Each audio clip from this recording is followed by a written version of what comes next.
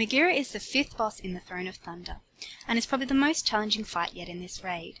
While starting off mild, your raid will quickly find themselves overwhelmed with the positioning requirements and high raid damage if the mechanics are not managed correctly.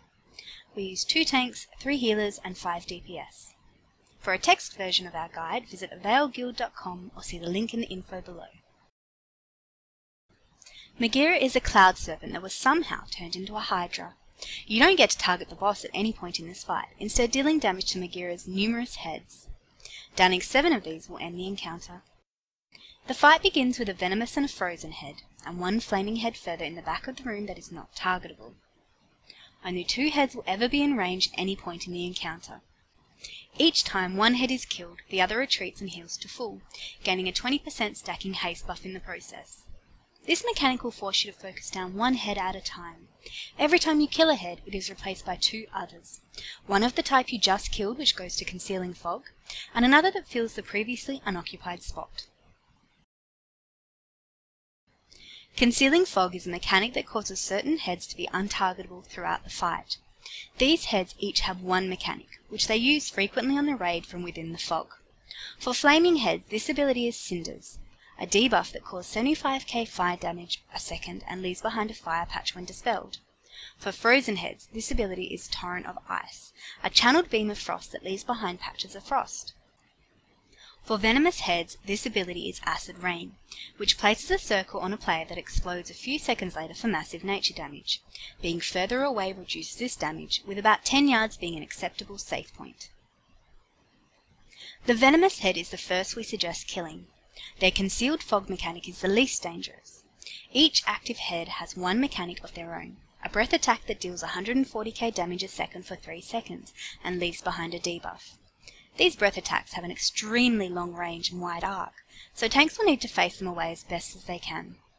The raid will want to position themselves carefully between the 2 to avoid clipping the breath and taking unnecessary damage that will almost certainly prove fatal later in the encounter.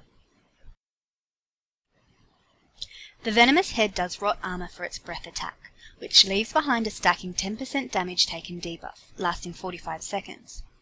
After killing the venomous head, a flaming head will appear in the open spot on the left. This is the only time in the fight that the head that appears will be coming from the Concealing Fog, and this mechanic means you will only have to deal with the Acid Rain, as no flaming head will be in the fog to cast Cinders. The flaming head will deal the most damage with its breath attack, which leaves a dot that ticks for 30k per second. This effect stacks. Combined with regular melee hits and venomous rain, tanks will want to start rolling cooldowns at around 3 stacks of these debuffs, as the damage starts to get overwhelming. The frozen head should be your target after you kill the first venomous head, to prevent the stacking haste buff from reaching 40%. This head's breath is the least dangerous of the 3, as the stacks left behind in the tank do nothing unless you reach 5 stacks. Once there, however, the tank becomes stunned and the raid will almost certainly wipe. This mechanic should not require a tank swap, as the damage requirement to avoid this ever happening is not substantial. Torrent of Ice and Cinders can get overwhelming if the ground effects they leave behind are not managed. To remove frost patches from the ground, players with Cinders need to run over them. Similarly, fire patches may be removed by kiting a Torrent of Ice over them. Managing these 2 mechanics will be essential to leaving yourself enough space to avoid Acid Rain. The only other mechanic in this fight is Rampage. This ability occurs for 20 seconds after any head is killed, and deals massive damage to the entire raid.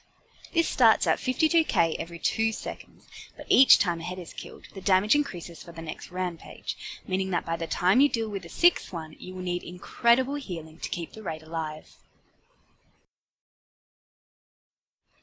The ramping up of damage doesn't just occur with Rampage, however, as each head in the Concealing Fog uses Torrent of Ice, Cinders, and Acid Rain, which means that after killing your first set of 3 heads, you will find the fight jumps a great deal in difficulty for each additional head you down. For this reason, healers will want to be extra conservative until the second half of the encounter. Overall, this fight will test your raid's capability to output damage while maintaining control of positioning mechanics. An effective cooldown rotation for Rampage will turn this into the easier part of the encounter, and controlling the Torrent of Ice and Cinders will become your biggest obstacle, especially if players are careless about where they kite. Good luck, and be sure to check out availguild.com for more guides and info about the guild.